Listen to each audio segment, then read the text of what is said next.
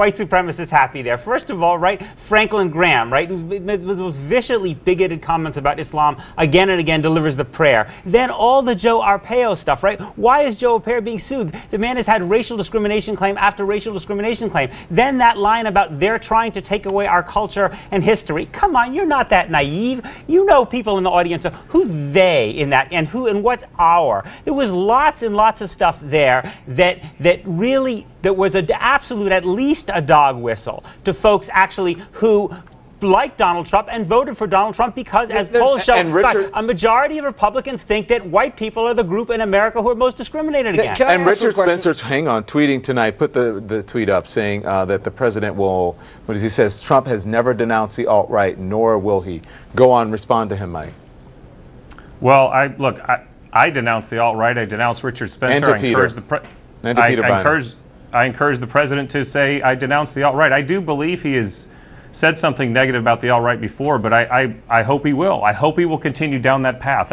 Look, don't put me in a place of saying that I'm defending everything the president said, because I'm trying to have a conversation with you about the way that he gave his speech and trying to actually say balance, that we should focus on at least a little bit on some of the positive things that he did tonight. That's my point. That's a far cry from calling the man absolutely insane and saying that he's unfit for office. And now we're having a balanced conversation about some of the good and bad things he had in his speech, which I think is the way Americans should talk about something. But you can understand why when you keep saying, well, he should continue to do it and he should do this, and then, but how many chances do you give him?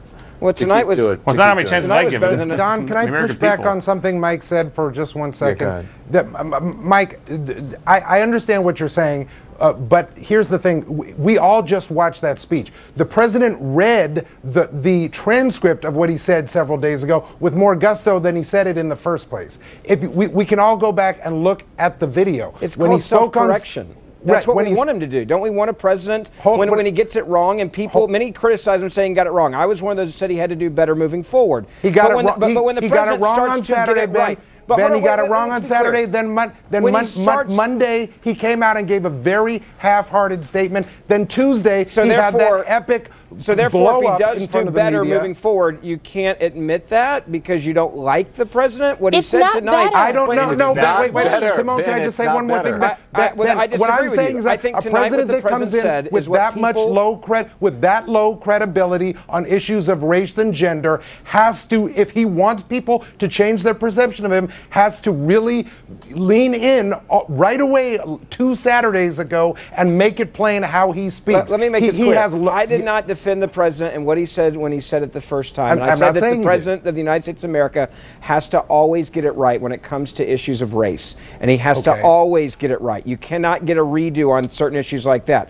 With that being said, when the president goes out there in a rally that's an easy rally for him. You're talking about the first speech the president gave on Saturday? I'm talking about when he came out and gave the speech the first time, and I even said, I watched you on television reading his speech saying that you thought that he had hit the right mark and made the right tone. What I said was very clearly is that when you have a conversation about race in general and that there's something that happens that deals with this, you have to make it very clear that you denounce it clearly. You have to make it clear you denounce it every time. Right, exactly. But this is what I'm saying about the president.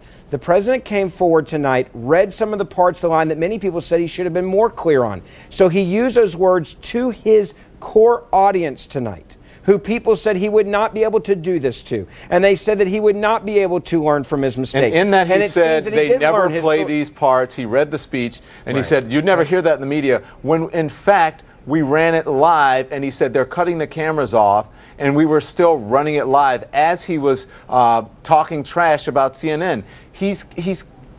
Ben, you're making excuses for something that's not there. I'm not making excuses. I'm saying that when there's a certain point when you have to look at this and say, okay, are there people that are just criticizing the president because they literally just cannot stand him? And even when he uses the lines that they've been saying he needed to use the lines more often, and he didn't we don't believe him. I think the and I understand him, you don't believe him, but at least you're trying to he gave a 20-minute sermon about how the media had misportrayed his comments. Sorry, Simone, go ahead. No, you're good, Dave. I think the problem here is the president's credibility and consistency on the issues of race in this country. Remember, Donald Trump just didn't pop up on the scene yesterday. This is the man that literally led the charge against the birther movement, that literally suggested, not even suggested, that said the first African-American president of the But I'm telling you, this is who Donald Trump is. And so please don't act as though that the same man that took out a full-page ad in the New York Times actually saying that the Central Park Five did it and suggesting that they be thrown in jail when there was no clear evidence, and now that they've been exonerated. Let's not pretend as though